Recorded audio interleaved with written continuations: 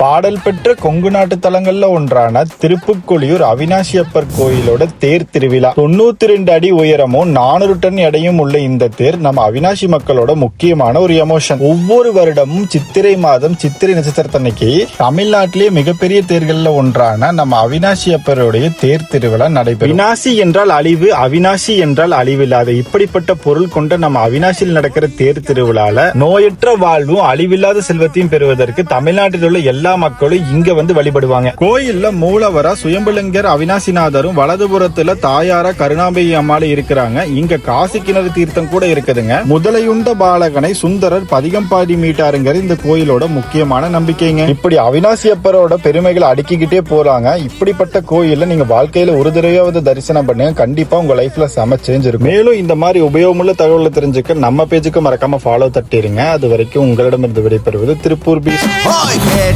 கொடுக்கிற பூமி இது, கேட்காம கொடுக்கிற சாமி இது. கேட்டா கொடுக்கிற பூமி இது, கேட்காம கொடுக்கிற சாமி இது.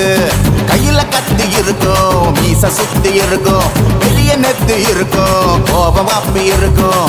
ஆடுவோம் பாடுவோம் கொண்டாடுவோம், கூடுவோம்